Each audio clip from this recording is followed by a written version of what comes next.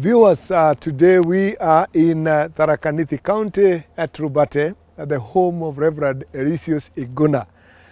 With him, we get to learn a lot of things. One, his passion for the youth work during his early days in the ministry.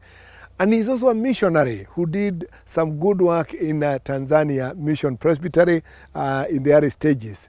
Reverend Iguna especially challenges us to be ready and to be prepared for retirement, and he leads a very good life even in retirement. In support of the other young ministers, he has done a lot to keep the unity of the church and advises the church members to be confined within the church work. Welcome to his home, and we hear what he has to say to us. God bless you as you listen.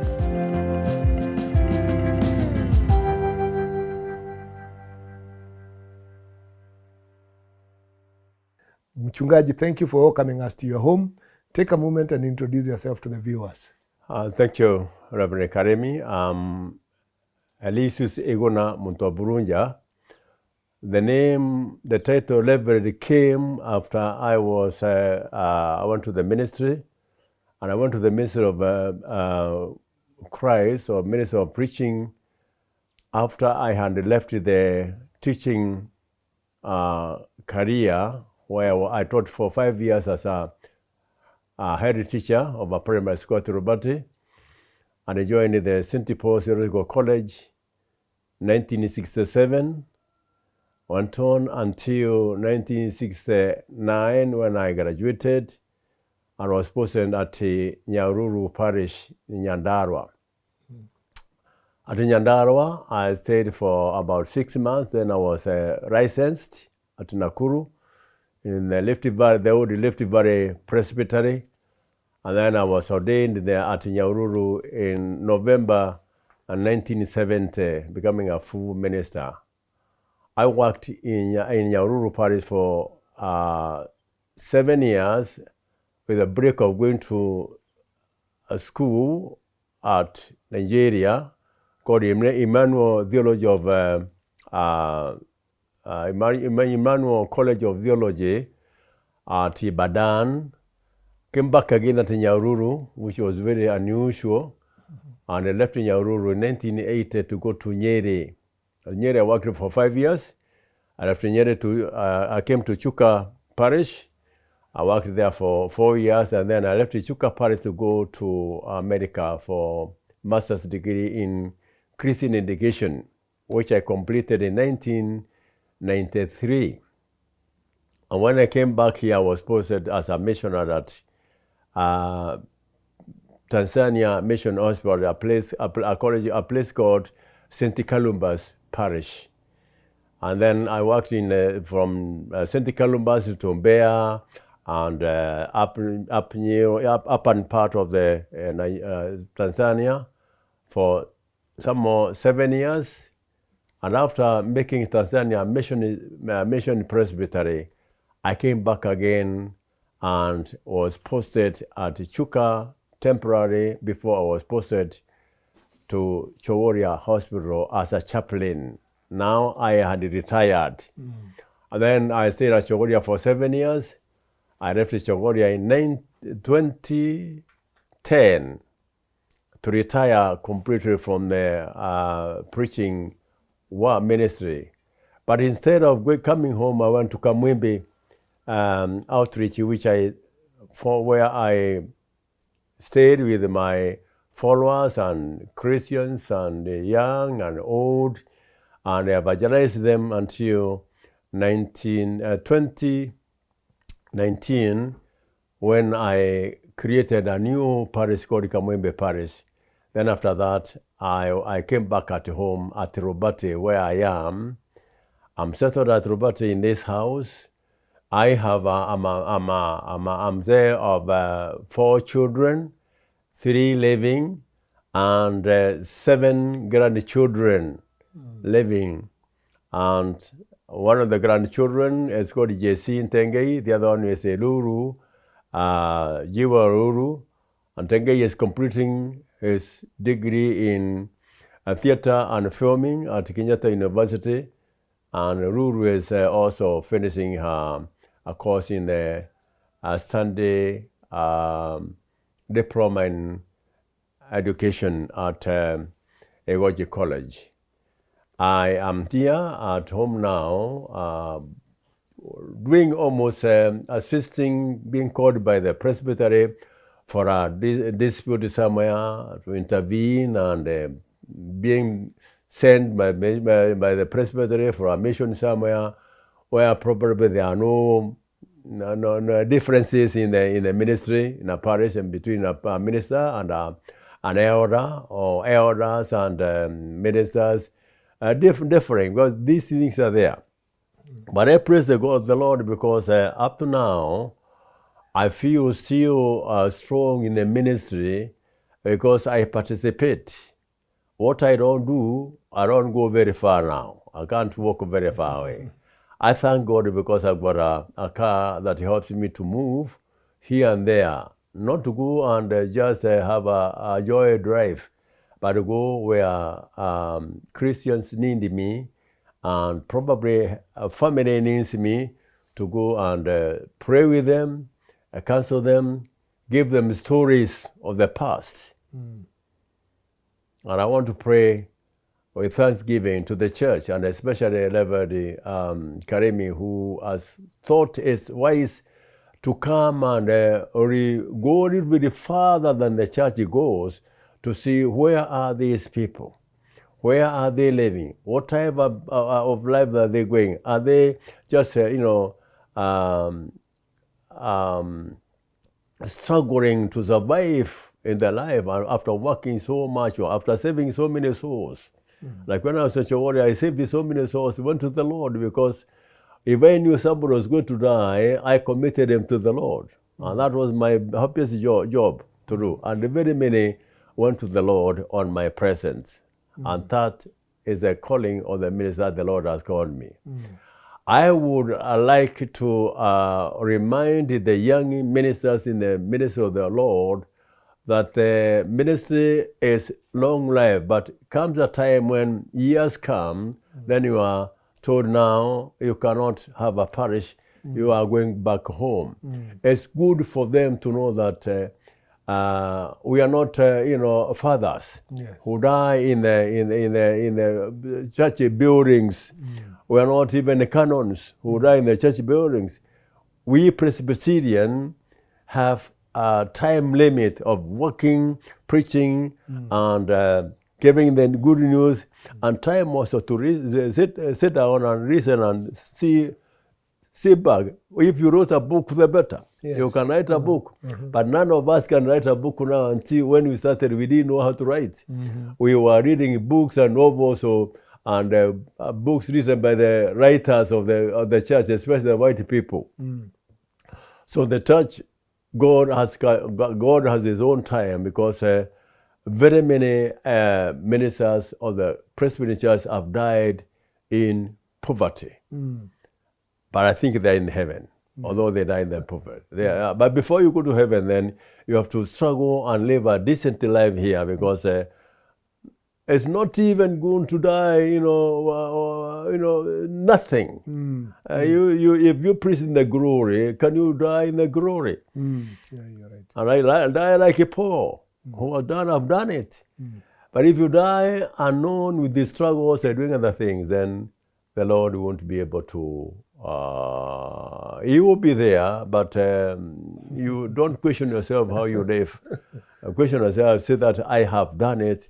Have enough. And they say like a prophet, that great prophet who said that between the Lord now, enough, Lord, is enough. I want to do it again. And then he was told, the work is not finished. And he was told to eat and drink, Elijah. For the journey is longer that you are going. That was Elijah. And who left a lot of good things to Elisha. They shared that because they are called in the blood. So it's a time that as we fight for the ministry, and don't go to the ministry if you're not called. You have a problem. Let the call come and leave something. Don't go there to look for a job. You want to get it. Living until the call comes. When the call says, Iguna, can you come now? Yes. that the time you go to the ministry and you'll never regret. But if you go because you don't have a job to do, you will regret.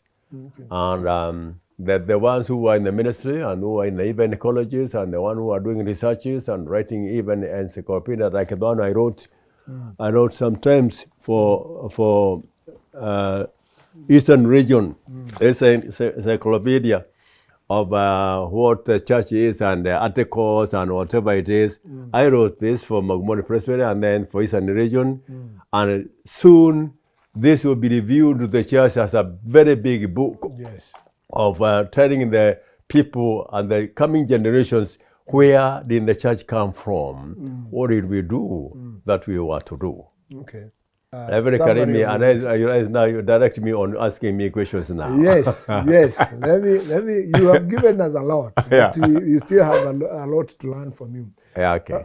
First of all, were you born and raised in this area, Roberta area? Yes, I was born and raised at Roberta area, where I am now. Oh, okay.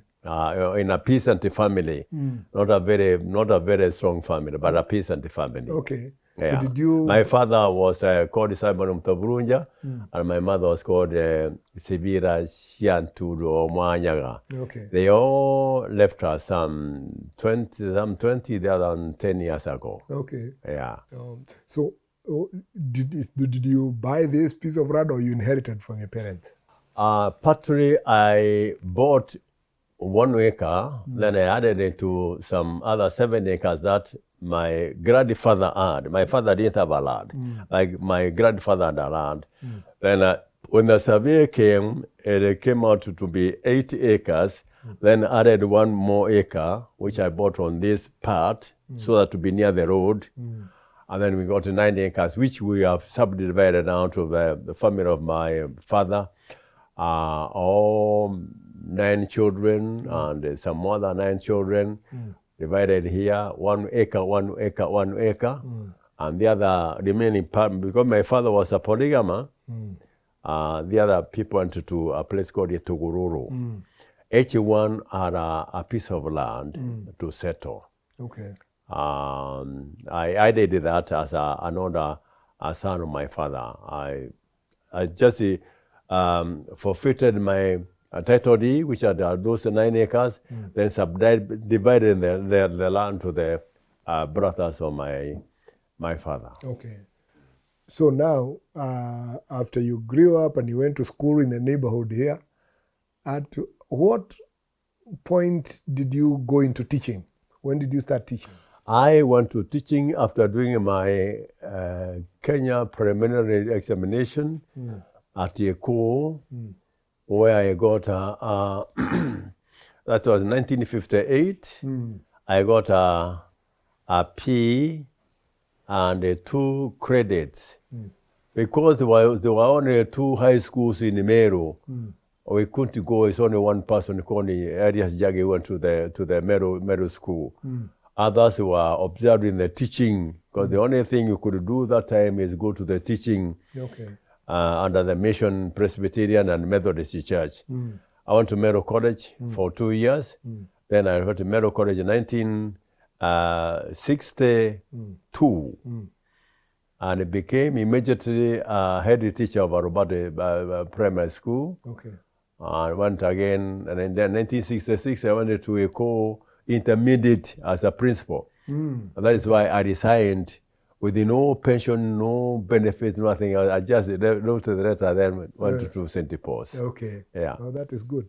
Now, you have been emphatic in your statement about joining the ministry, but you have to have a call to join the ministry. Yeah. So let me hear about how you experienced that call. I experienced the call because I was very disciplined person in the school. I never indulged in the immorality or drinking. The only thing I did, very little, although I didn't one day like it, I smoked. I smoked because of the advertisement I saw in the radio of the grenadiers, whatever it is, and people pushing horses on. Then I thought then I realized that it was a very bad thing. I left it, and then I left it teaching. I went to the I joined the ministry voluntarily, with the people challenging me, you have gone to a ministry where wathiĩ kũndũ gwa kũhothagĩrwo na nĩ ũrehagwo mbia nĩ thirikari. Then I said yes, reke thiĩ kũu gwa kũhotherwo tondũ nĩ kũigua nĩkuo ndaigua ngĩenda gũthiĩ. That's why I went to the ministry. When we finished the college in 1970, our salaries were 220. 220 shillings, 220, not 20,000, 220. 20 shillings. And then it went on until 1980, it came to 500 shillings a month. In that, with no any other benefits in the minute, no gas, no car, no fuel, no hospitality. You just tackled alone like yourself. And then when Kinyajui went to the budget committee to review the minister's salary, who was the deputy secretary, at the time the salaries were raised. Okay. People who had got diplomas, who had got certificates, who had got degrees, they read until some ministers are here, they get about 70,000 shillings now. That's not very little, with allowances of car maintenance and other hospitality and hospital bills being paid. But I ended up with a salary of 6,000 shillings. As at the point of your retirement? Yeah, I was 6,000 shillings. Wow. When did you retire, by the way? I retired in 2001. Okay. 2001. That's the time I reached 60 years. Yeah. Okay. Now, you at some point you mentioned about going for further studies in Abidjan, Nigeria. Yeah. I've never had any minister who has gone to Nigeria for studies, in a PCA minister. What was your experience? Well, that was when Pilford, who was assistant depots, and some other people were in the training personnel, there were charges of going to the overseas. Then that came. I was very interested in the youth a movement in the church. And during my stay at Nyahururu, I was the chaplain of the youth central committee. Then I wanted so many young people to become ministers and elders with the Gachango, who is in Nyahururu now. And I influenced the young people to like the ministry. That is why I went to Nigeria. It was a minister of the young people. Okay. It was youth psychology. Oh, okay. Okay. Now mixed with the theology. I never with our tutor there, Dr. Bonige, because he told me to study the Anglican. I said, no, I'm already minister. I can't stand that. We endeavored, but fortunately, because I was under the one council of churches, then I completed the course. Okay. Yeah. Okay. That is good. Now, you are in that unique position of being a missionary, somebody who established the Tanzania Mission Presbytery. You were instrumental in the work of establishing it, and you did work in St. Kurubas. So tell us about your experience as a PCA minister who has been based in Kenya and brought up in Kenya, going to Tanzania and doing mission work there. That's a very good question and a question to ask. I did that because we benefited by missionaries coming to Africa, and especially Dr. Livingstone, who had left his good country, Blantyre, and came to Africa. And even Dr. Clive Ivan, who also came to Chogoria in 1921, and some other ministers who died at near the coast there, Kibwezi. When I remember people like Kikada Wood and Dr. Ada and all these other things, I felt the call to go and reprocase or to pay back what those people brought us. I was serious about it. Did you ask to be posted to Tanzania, or you were just... I didn't ask, but I was interested. Oh, okay. And my interest came when in the Presbyterian Church, and this is not to be, let me say it, when I buried JM who died very furiously, and I was the only one who buried JM with the Kahia and the London Kamau. No other minister came. Because that time you were in Nyahururu. I was in Nyahururu. Yes. And other people said, no, they can't go. Because if you went there, you either being shot or nobody would just know where you are. Then after that, I thought that. So the missionaries, if I can die at home because of ministry, why don't I die outside where I was and pay these things? Then I got a post when I was in America. I came this way. By the way, I wanted to come back and teach at the college at Robert, which I founded, or PC Robert Teaching College. We found that with the Reverend William Deuri, who went to America and never came back again. Then I was coming so that I can teach the college, because some people refuted that they don't have teachers. But when I came, I found Dr. Kanyari in the college as a principal. Then Reverend Mwidi saying that I go to Tanzania, of which I did. So the influence was that we have to pay all other things that people did for us. It is give and take. If you don't do that, then you are not a starting person. You cannot perceive. You cannot only have. You have to give also. Freely you are given, freely you should give. That was it. I had that interest of the mission. And then I kept on seeing people coming from America, like the Marion Strain, coming to see Robert, other people leading a project, all the ministries. Then I said, Tanzania is not very far away. In fact, I wanted to go to Uganda. But Barad said no. Then I opted to go to Tanzania. At what point did you get married, by the way?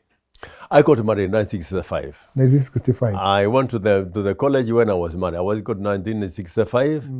I got my first child, a lady who passed away.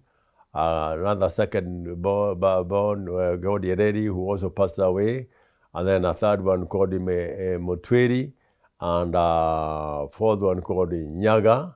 And the last one called Sarah. Sarah is a master's degree person working in St. Helena, South Africa. Oh, okay. She's working in a form of a Kemri department, but of the South Africa now at the St. Helena. And she keeps on greeting us and bringing some food. Yeah, okay. Through the phone. Okay. We like her. Okay. So I was asking that question because I was interested to know whether, okay, there is that time you were in Nigeria and that time you went to the US for studies. Did you go with your wife? No, I didn't go to Nigeria. It wasn't a family scholarship. The American was a family scholarship, but I opted to leave her back because she was also working as a nurse. Okay. And it was not a kind of where, like Europeans, where people are sponsored wholly. We were sponsored partially. Okay. You know, even now, recently that the church has realized the goodness of the spouses. Other times, you catered for your wife and your children. And some didn't like the church ministry. Yes. Or they stopped. But of recently, they have incorporated the wives and the family into the church ministry. Okay. Are alone, doing ourselves, it is you who is called, not your wife. They have reversed it now. They have developed that now to be that. Okay. That's why I left them. Okay. Although I didn't intend to leave them because the ministry should be holistic. Yes. Not a single. It should be holistic, but also there are factors that makes the ministry holistic. They can support it.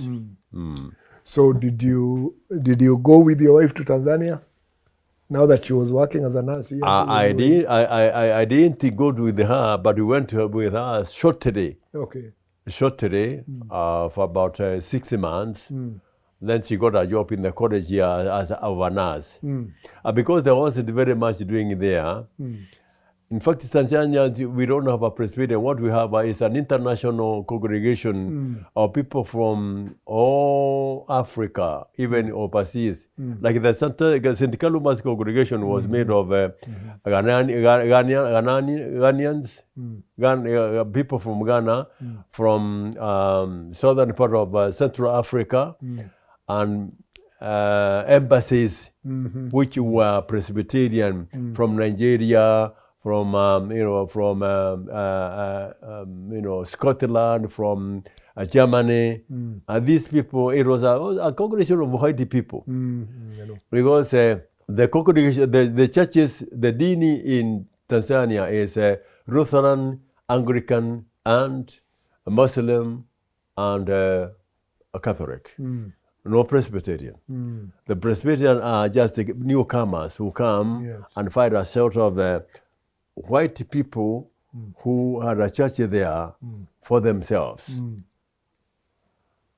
Even those who became a Presbyterian now, they are wearing two clothes.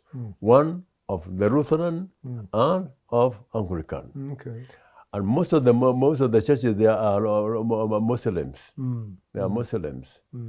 But with the help of the mission, these people who are coming for the mission embassies, like the one who helped me was Reverend Karecho, who was an ambassador from Malawi.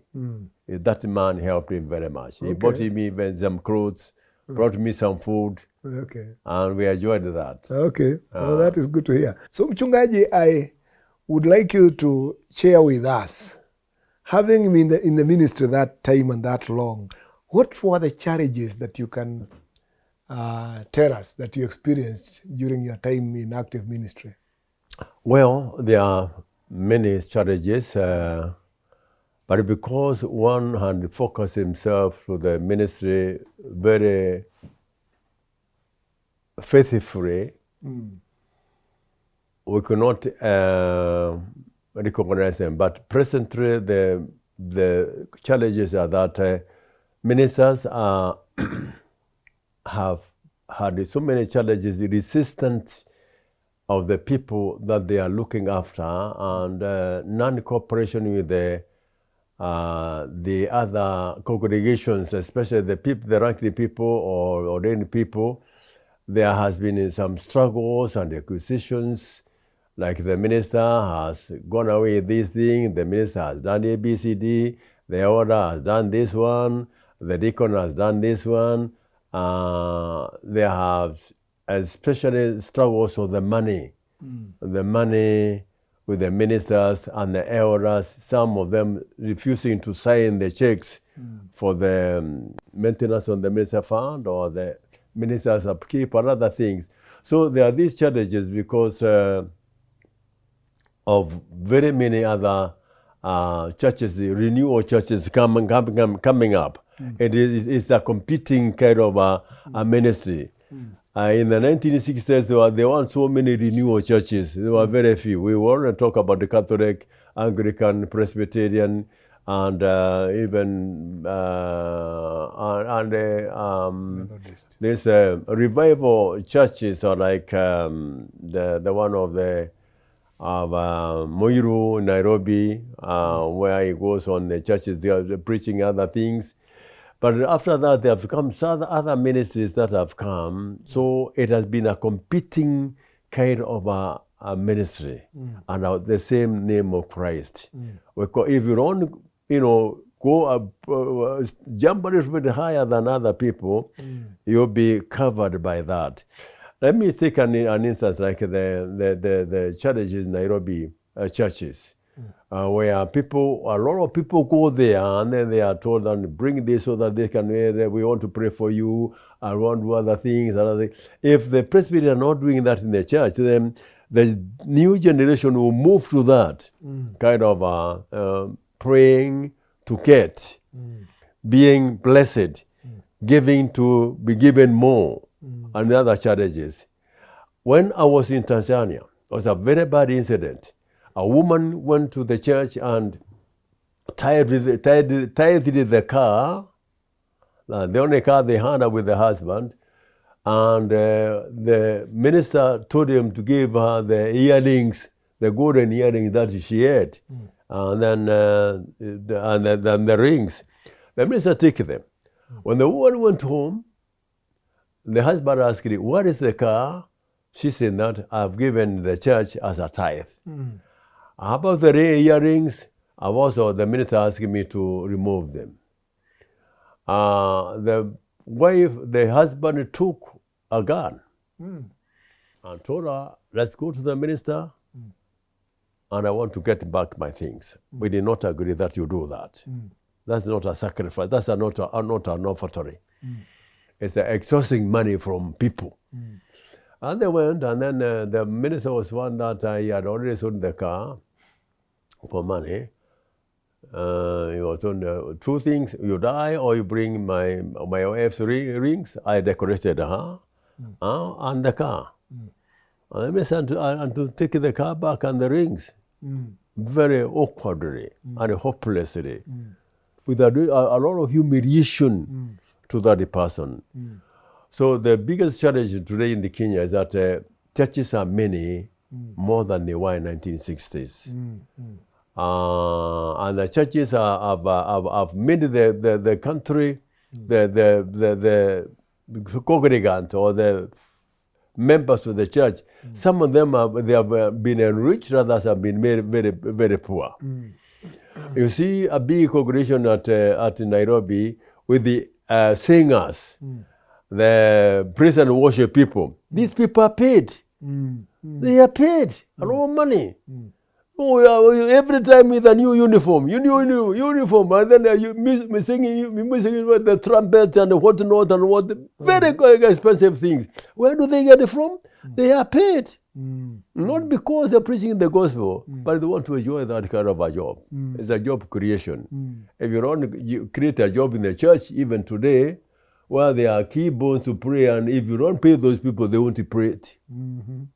So these are the challenges at the church. But they should appear because the church keeps on growing, and everything has got even some what we call reforms. We read about the reforms. Not that of the ruler. Even present every time the church is reformed. Yes. And there are more to come. There are also challenges of the ministers of the gospel defaming their fellow ministers in the presence of the congregation. And the other thing is also the children of the church ministers, like the girls, wearing long trousers in the service. That's not acceptable. Paul says that, wear neatly. Yeah, Paul says, wear neatly. Don't wear like a man. You're not a man. So these are the challenges, Karemi, and I don't know what to. But to me, it doesn't worry me very much because every time there's a revolution of changing things and the reforms and other things, and changes are there. There are also reformers in the same ministry. Yes. That's the history, the background of the Church of Christ is that there is a reforming every time, changes, and even devious people. Sorry that we don't as communicative people in our church. There are going to be very many. No, we do, but then it's not. There are procedures, and it takes time to come. Well, you have to go through the stages, the disciplinary stages, before you can come to the excommunication. Unless the reform, the churches are also, we have seen churches even in the General Assembly, differing people, churches, complaints, and taking people to the court of the law. And the church doesn't allow you to take somebody in the law until you are not a member of that church. The Constitution stands very well. You will never take me, never carry me to the law, to the court of law, and you have to solve it here within yourself. But when you go to the church, then that's a challenge. Yes, it is. And you start mitigating, then looking for the lawyer to mitigate it for you in the court of law. Yeah, Where are we? That's a quite big challenge. unfortunate. And especially when it is in the high court of the church. In the presbytery, so many accusations, ministers being taken to the law courts. And wondering what to do. So they change from the normal courses to looking for a lawyer. Because you as academic, you cannot help yourself in the court. You'll be taken down immediately. Somebody should speak for you. Like a person. Wow, that's a good thing. Now, maybe out of curiosity, Reverend Iguna, were you a member of the East African Revival Fellowship? I am even now. Even now. I am even now because I started becoming a revival when I was converted in 1966, January, before I came to join the ministry. Then I went there. I went to the college. We were having some, revival meetings, giving the testimony, testifying in a small group at St. Paul's.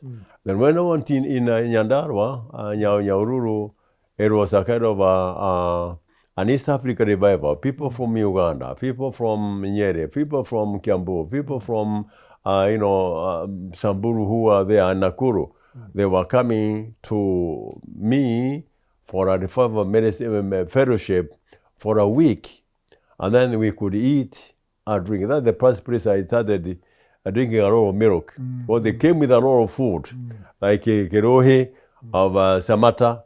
He was a leader of Musigo. And we stayed with them. And when they came to Nyeri again, I met a conflict of the elders and the Tukutenders. Then I told them, I told the people that you cannot do it like that. You are using the minister's license. So you're going to bring them together. You are preaching because you have a minister in the parish. You're not preaching, you can't preach on your own. And I called them, I bring them to the church. Because they were saying, Aduritia Honoku. And which is very true. We were not converted. How do you read the people? And they had a reason to say that. But you see, little did they know that, kuokoka ni Mungu. You have to get that call. So I brought them together. And when I was living there, I left the church of Yamachaki, Nyeri parish, very together, mixed together with the revivalists. And they are going to Kiamwenge, Yachamwenge. I was there every month. And I told them, now you go there, then I go the other side to preach. We are fellowshipping very well. And when I went to Nyeri, the fellowship gave me a tele lamp. Big one. And I said, you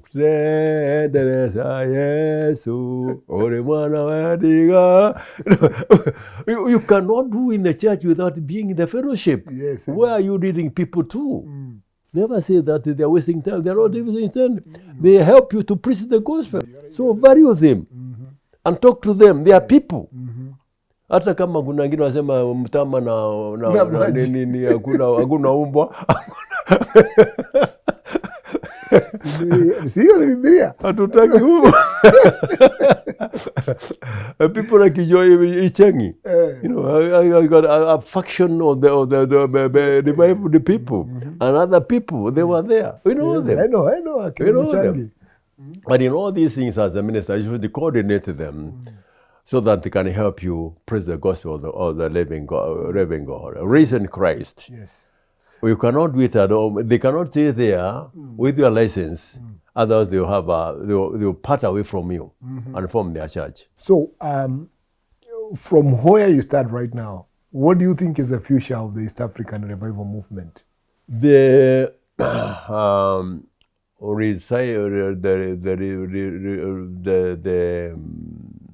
revival, East African revival future is very dim because of the affluence of other Christians. The riches, they're driving the big vehicles and having some big, expensive meetings, flying on choppers when you're going to a mission, and a lack of convention meeting, and lack of inviting in the outside, preachers like Festo Kerogeverenge. We used to call him here in Kenya that time. And he helped us shape the Anglican and Presbyterian in these meetings. Now, failure for those people to come in again, because they don't come in now, one, because of so many denominations. There are very many. You don't know which.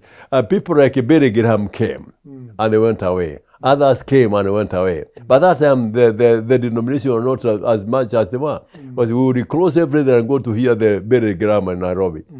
Huh? Okay. And that is past the time. So they are there, but I think what we would like to say that, have you been to Jesus? If you have been to Jesus, then you belong to Jesus. Whoever forms a kind of a fellowship or a group, let them do it. It may be very hard to become a corporation, a group of people. But still, the churches will be Jesus calling you is there. He won't call a group. He calls individual. Although he came in the one for all the people, but when he calls them individually. I'm sorry, because some people are blind at the coast when going on a mission of the Christian and they're on buses. It's very unfortunate. Others have been taken by the water in Machakos, going to the fellowship and all things. That's a very unfortunate. But what I know that Jesus calls people individually. So it is there, but the person to feel it, to steer it now, they are getting finished. They are getting finished. But it's not completely lost. Oh yes. Because you should get converted in order to convert other people. Okay. So now, Reverend Iguna, you seem quite comfortable in retirement with this beautiful home and a nice car.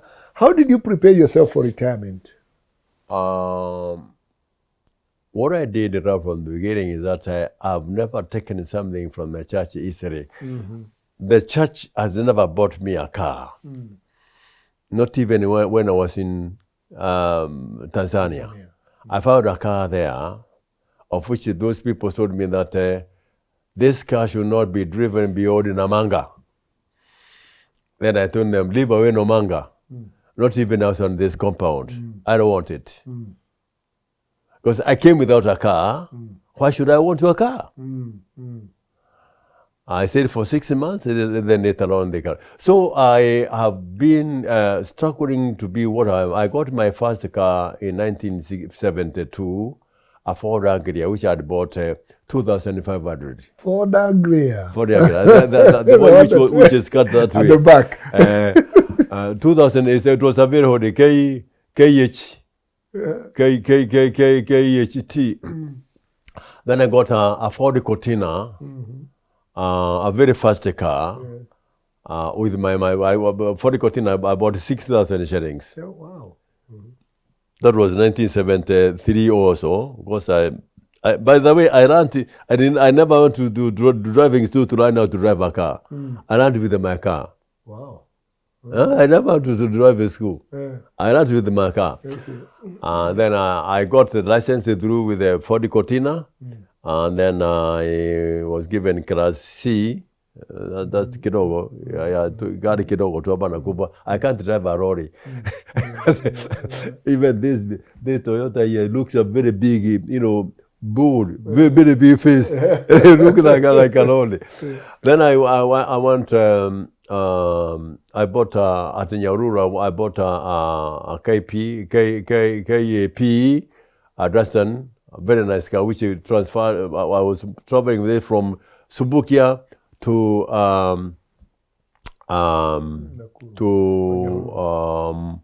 this place near Nakuru. What do we call that place? Tumaini, Dodoma. Tumaini. Yes. I went on like that. From Tumaini to Nyahururu, no, to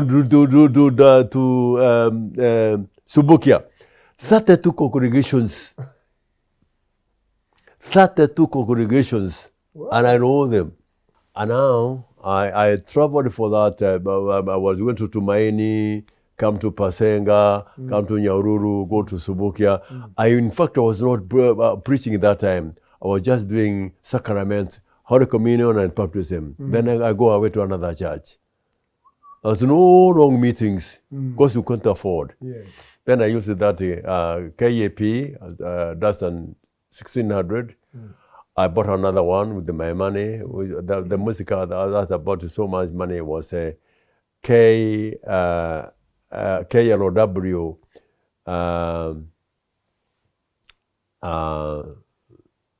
KLOW Dustin 160B.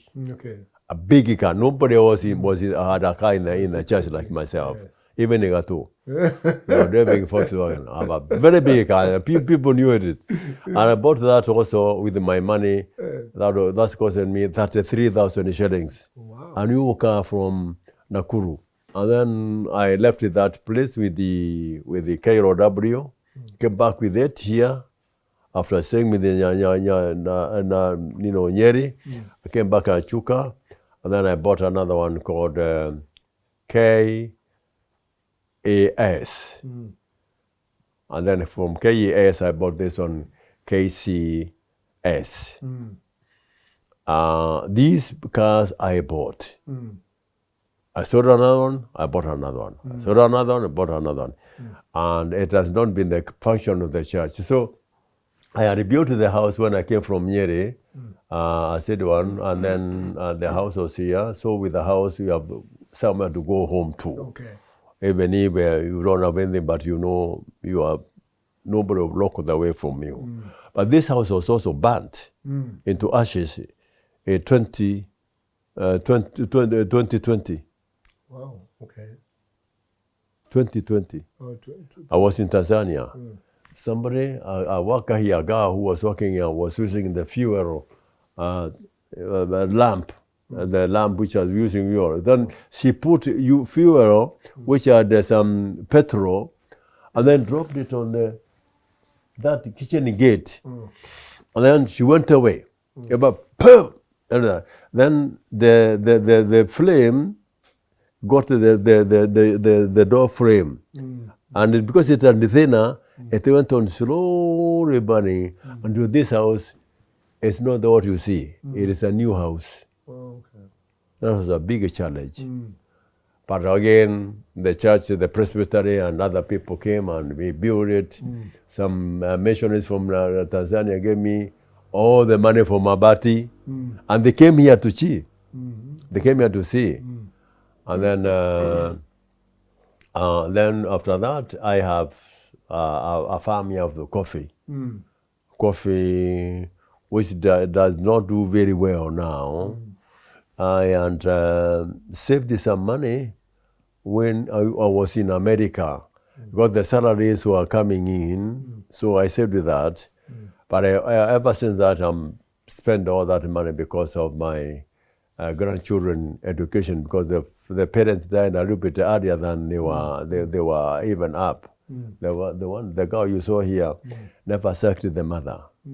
Mother got the baby and she died because of the, I think bad attendance in the hospital. The gynecologists there were poorly trained. She died. So I spent a little bit of money there. No other sources other than the ones I saved from that time, and the little bit of the coffee, and I don't buy milk. I've got a cow which gives me milk. I have another farm at Etugururu of 8 acres, and that already I've subdivided it into to my sons, to my children, even the daughter.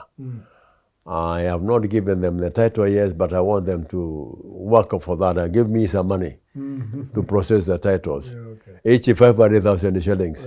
I'll be eating that.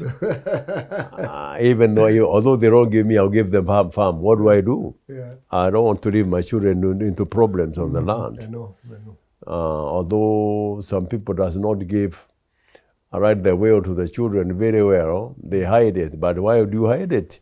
Well, utakwenda tu. Wachia watoto vijana baraka. Waendelee, hawana kazi. So now that you're in retirement and but we also I wish to apply. I told the church, please let them remember the retired minister. We are staffing. Yeah, okay. That's why I was coming. The presbytery does not give us what do you do with the 10,000 shillings a month, which does not come regularly? Wow. Do you pay the electricity bill, or you fuel the car to go to a service? You can't buy a tire. You can't. Yeah. So what do you think that this thing? But tell them, remember, if the retired moderators are paid, I think now 40,000 shillings a month. Why not a little bit of even retired ministers in the villages who are suffering or it's until they die, they say that hamwana madhani omere na mende.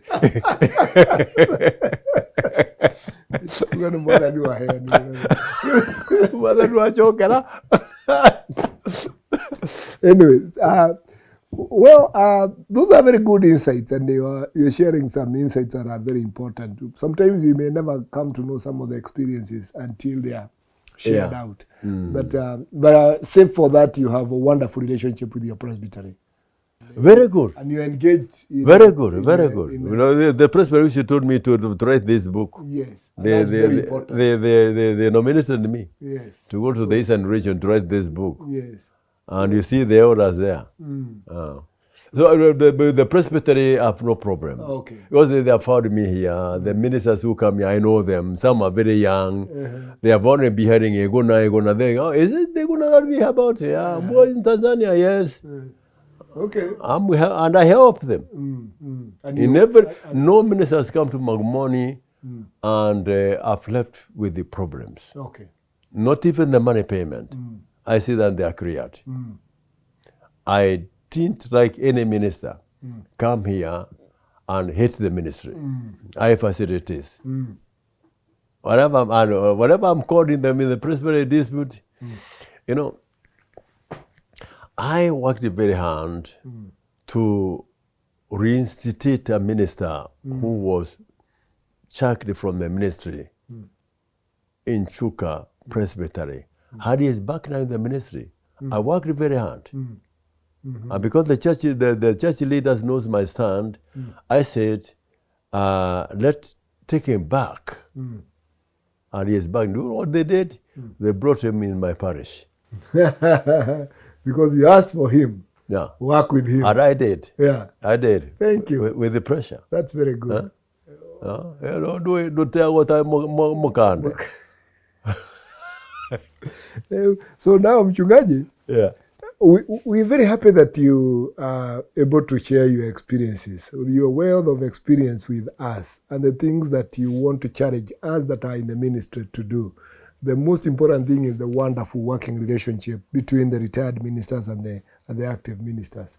So as we come to the end, can you look at the camera and say one final word to the active ministers in terms of work and retirement? Thank you very much. I want to encourage the young minister, even the retired ministers, to keep on pushing on and working hard and preserving the core that you had before you become a minister. You left so many other engagements outside and then had the core. Jesus does not call people for poverty. He does not call people for any problem. He calls people to join him, to help him, to work after him for his kingdom, telling people Jesus is coming back, can you prepare for him to come back? Meanwhile, you prepare for the Lord to come back, let other people understand that Jesus is coming back. Leave away the squabbles and the differences and the hunger and the hatred, but look forward to the cross of Jesus and take your sheep there. Share with them, because the Lord is good. I wish you every success, every a good undertaking, and withstanding in the temptation that may come from outside, because the Lord has got business with you. May the Lord bless young ministers and the old one. May the Lord bless the General Assembly and other courts of the church, so that they can contain and uphold the rule and the practice and procedures of this Church of Presbyterian Church of East Africa. I wish them all the success and good hope. Amen. Thank you. Thank you so much, Mchungaji, for your time, for your wonderful advice. May the Lord bless you, and for sparing this time to share with us what and opening up this home for us to share with you. God bless you. So viewers, thank you for listening to the narrative and the advice and wisdom of this retired minister, Reverend Elisius Iguna. See you in the next episode of The Regents. Please remember to subscribe.